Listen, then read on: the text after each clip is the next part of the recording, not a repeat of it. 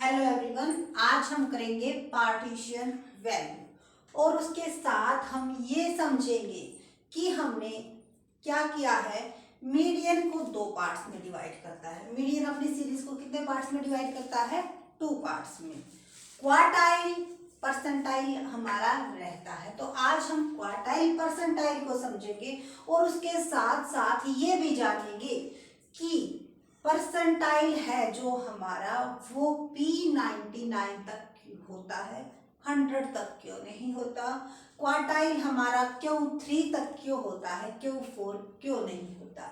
और जो डिसाइल है वो हमारा D9 तक क्यों होता है, 10 तक क्यों नहीं होता, जबकि वो 10 पार्ट्स में डिवाइड करता है।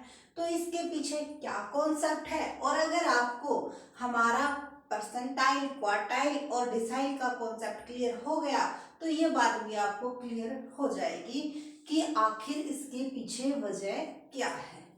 तो जानते हैं हम, ये हमारी क्या है, पार्टीशन वैल्यू। पार्टीशन वैल्यू जो हमारी सीरीज को डिफरेंट पार्ट में बांटती हैं, ये उनके नाम के अकॉर्डिंग होता है। जैसे मीडियन यानी कि बीच का बिंदु, जो हमारी, जैसे ये हमारी क्या हो गई, सीरीज हो गई, ये हमारा क्या होता है, बीच का मीडियन पॉइंट। ये सीरीज को कितने पार्ट्स में बांटता है? टू पार्ट्स में।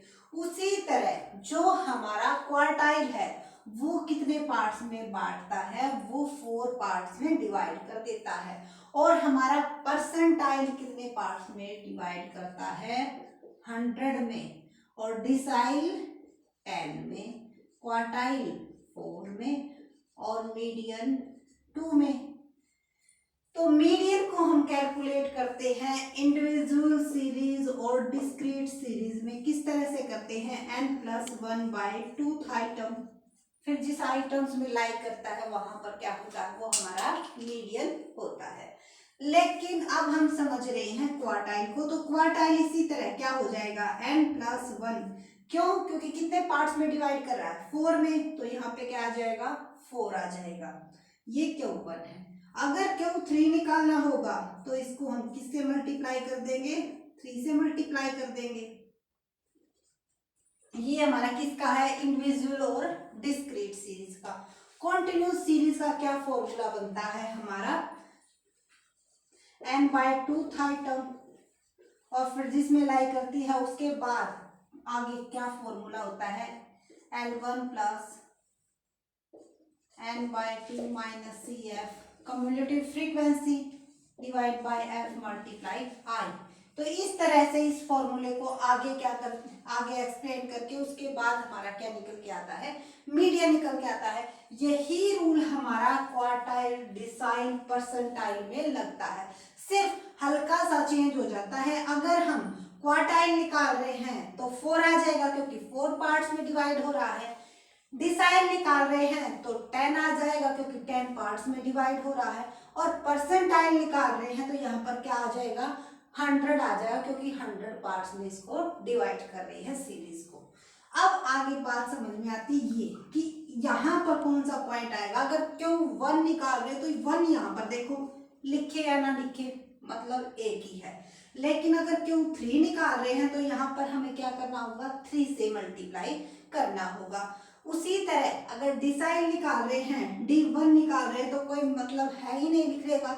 लेकिन अगर D9 निकाल रहे हैं तो यहाँ पे 9 आ जाएगा और यहाँ पे क्या आ जाएगा, 10 आ जाएगा। कहने का मतलब ये है कि जितने पार्ट्स में डिवाइड होता है वो हमारा नीचे आ जाता है। और जो निकाल रहे हैं, Q1 निकाल रहे हैं तो 1, Q3 निकाल रहे हैं तो 3, डिसाइल 9 निकाल रहे हैं तो 9, और परसेंटाइल 90 निकाल रहे तो 90, और परसेंटाइल 99 निकाल रहे हो तो 99 से मल्टीप्लाई हो जाता है। तो फॉर्मूला में तो कोई दिक्कत होगी नहीं आपको, क्योंकि बहुत ही इजी होते हैं। और उनके पीछे यही जो है कॉन्सेप्ट होता है कि नीचे क्यों लिखा जाता है, क्योंकि इतने पार्ट में हम क्या कर रहे हैं, सीरीज को डिवाइड कर रहे हैं। अब कई बार पूछा जाता है कि मिड क्वार्टाइल कितने पार्ट्स में डिवाइड करता है? 4, बट क्वार्टाइल होते कितने हैं? 3। डिसाइल 10 पार्ट्स में डिवाइड करता है बट डिसाइल होते कितने हैं? 9। परसेंटाइल 100 पार्ट्स में डिवाइड करते हैं पर परसेंटाइल होते कितने हैं? 99। अब वाई ऐसा क्यों है? क्योंकि अब देखो हम क्वार्टाइल से ही समझते हैं। क्वार्टाइल हमारी सीरीज को कितने पार्ट्स में डिवाइड कर देता है? 4 पार्ट्स में। ठीक है, तो Q3 निकालेंगे तो हमारा ये बिंदु निकलाएगा। लेकिन अगर हम Q4 निकालेंगे तो हमारा लास्ट वाला पॉइंट वैसे ही आ जाएगा, तो निकालने का कोई तुक ही नहीं बनता। और पार्टीशन वैल्यू का मतलब क्या होता है कि उसे पार्ट में डिवाइड करना। तो अगर पार्ट में डिवाइड नहीं कर रहे हैं तो मतलब क्या है? ठीक है, तो जिसके पीछे जो रीजन होता है वही क्या हो रहा है? इसका खत्म हो रहा है। तो इस रीजन के कारण ही हम कभी भी Q4 परसेंटाइल 100 डिसाइल 10 नहीं निकालते, क्योंकि वो उसके पार्ट्स को नहीं बल्कि पूरी सीरीज को लेकर चलता है। तो आई होप आपको क्लियर हो गया होगा कि इसके पीछे क्या कॉन्सेप्ट है और ये फॉर्मूले कैसे बनते हैं। और अगर फिर भी कोई डाउट रहता है तो आप हमें कमेंट करके बताइएगा, हम आपकी क्वेरी को जल्दी से सोल्व करने की कोशिश करेंगे।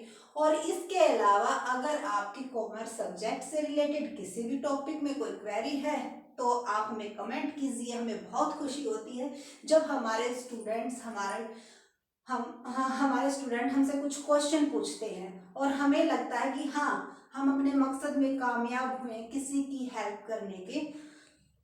कुछ तो हमारी वीडियो हमें आगे वीडियो बनाने के लिए बहुत मोटिवेशन का काम करती है।